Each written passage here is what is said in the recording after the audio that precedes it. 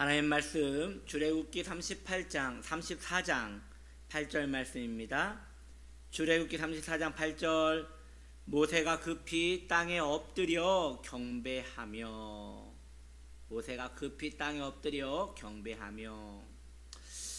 오늘 말씀의 제목은 땅에 엎드려입니다. 땅에 엎드려.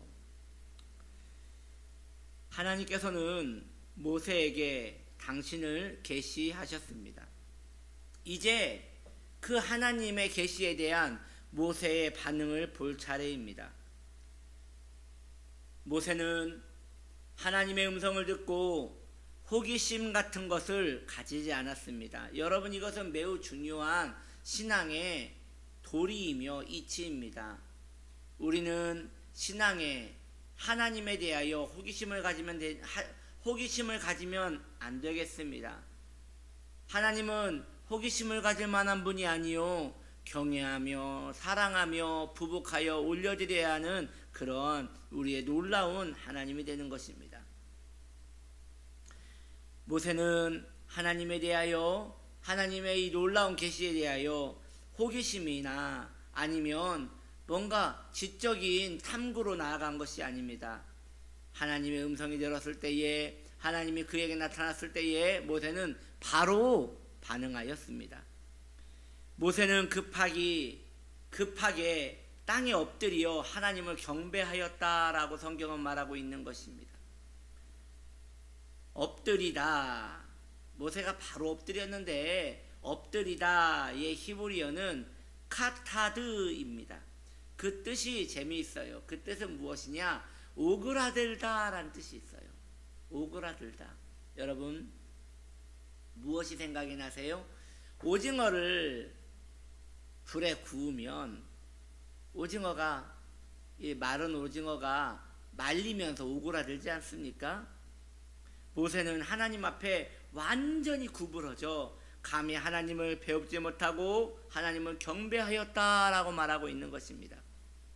오늘날 신자에게는 이러한 개념이 매우 어색할 것입니다. 현대의 신앙인들은 이러한 하나님에 대한 개념이 매우 어색합니다. 우리는 하나님에 대하여 균형 있게 배우지 못한 바가 있습니다. 우리는 하나님을 한편으로만, 즉 하나님을 아버지로만 배웠습니다. 그것도 무서운 아버지가 아니라 인자하고 모든 것을 수용해주는 사랑의 아버지로만 배운 것입니다. 그러나 이것은 균형이 깨어진 하나님에 대한 배움이라 말씀드릴 수 있습니다. 하나님은 우리의 좋으신 아버지도 되시지만 또 한편으로는 하나님은 우리의 왕이 되시는 것이에요. 당시 고대 문명의 왕이란 개념은 매우 두려운 개념이었습니다. 그 이유는 왕에게는 죽일 수 있는 권한, 살릴 수 있는 권한, 전지한 권한이 그 왕의 손에 있었기 때문입니다. 오늘날 민주정치는 국가가 국민을 위하여 존재합니다. 그러나 당시 왕정 정치는 백성은 왕을 위하여 존재하였습니다. 백성이 왕을 위하여 존재하였습니다. 우리가 기억해야 할 것은, 여러분, 우리가 이 땅에 하나님의 나라가 도래하기를 기다리고 있지 않습니까?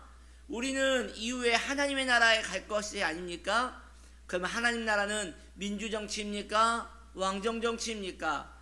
여러분, 하나님 나라는 철저하게 왕정정치입니다. 모든 것이 하나님을 위하여, 하나님에 의하여, 하나님 때문에 돌아가는 나라입니다.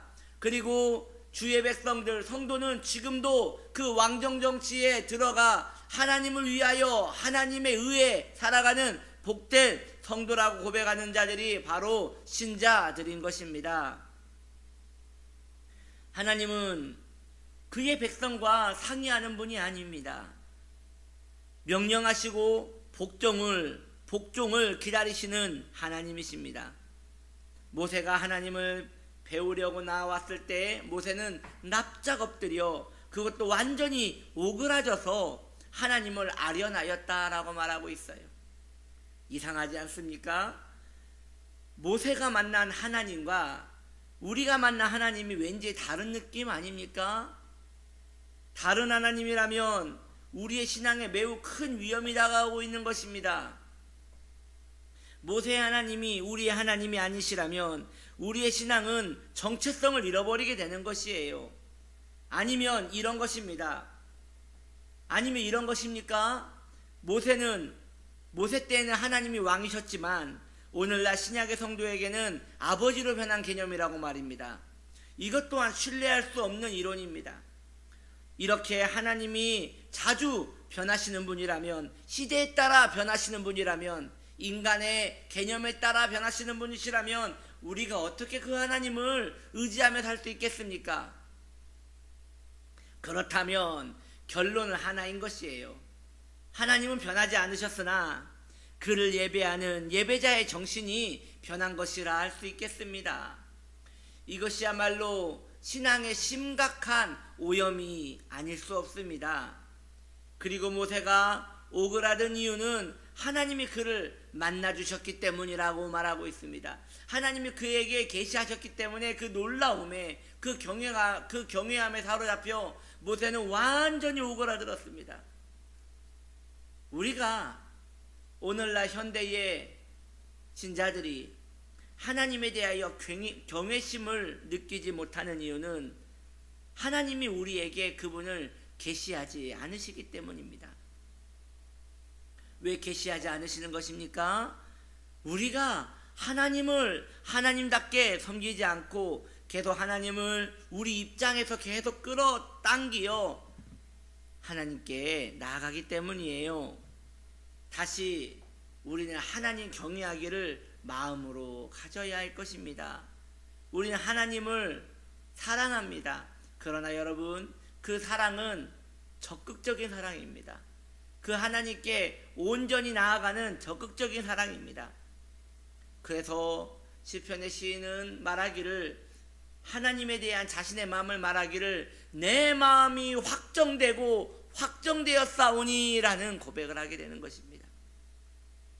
하나님을 두려워하며 경외하며 사랑하는 데 있어서 마음을 확정하십시오.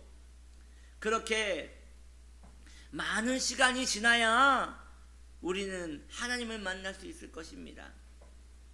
오늘날 우리가 자주 영적 침체에 빠지는 이유는 하나님이 문제가 있는 것이 아닙니다. 하나님의 말씀이 문제가 있는 것이 아닙니다.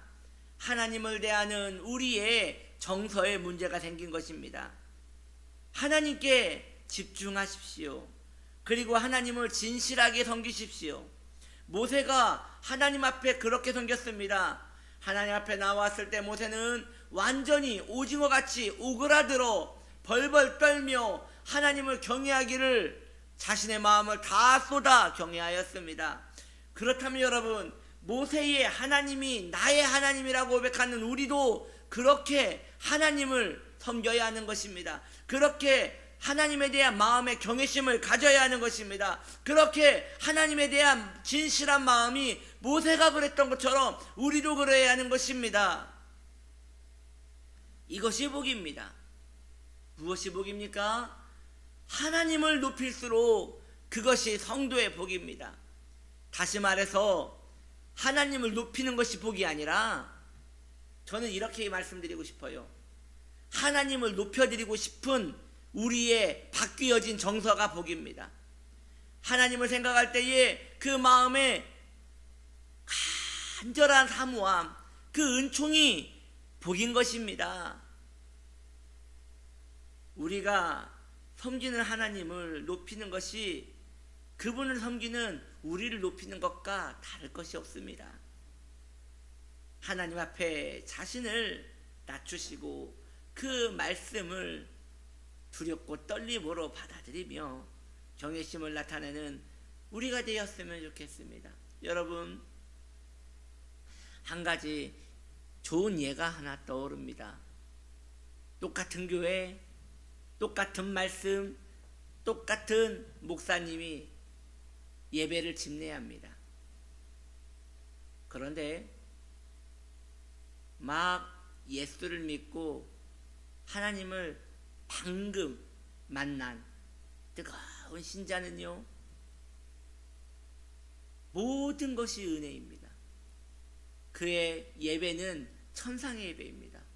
눈물을 뚝뚝 흘리고 이 성전에 내가 있다는 것만으로도 감격하며 그 말씀 한마디 한마디가 내 말씀처럼 들려옵니다. 경외함이 그의 영혼에 사로잡힙니다. 그래서 그는 예배가 끝난 후에 어떻게 일어날 바를 모릅니다. 왜냐?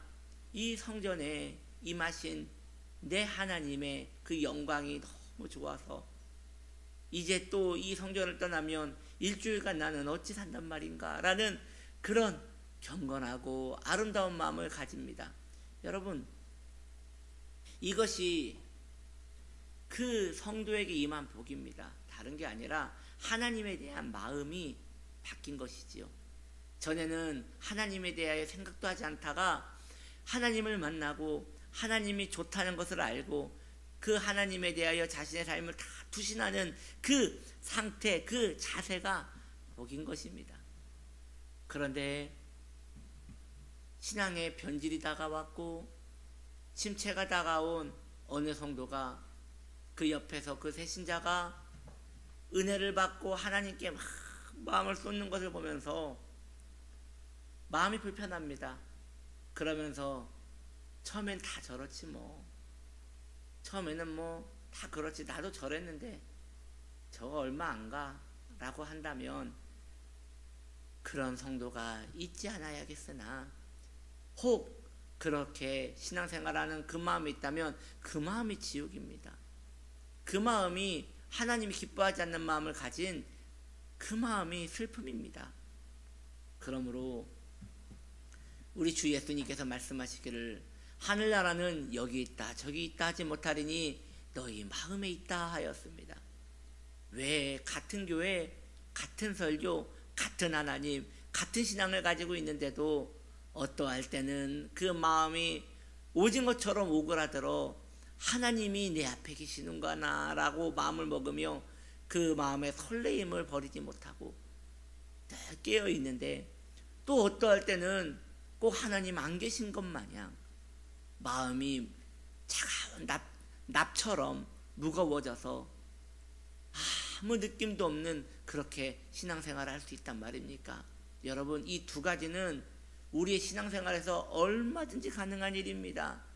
그러므로 여기에서 중심은 바로 하나님에 대한 나의 개념일 것입니다. 하나님에 대한 내 마음일 것입니다. 하나님을 높여드리십시오. 그러면 내 신앙의 빛은 아름답게 새롭게 살아날 것입니다. 그렇게 하나님에 대한 새로운 개념을 가지고 모세가 만난 하나님, 나의 하나님이라고 고백하며 살아가는 저와 여러분 되시기를 예수님의 이름으로 축복합니다. 기도합니다.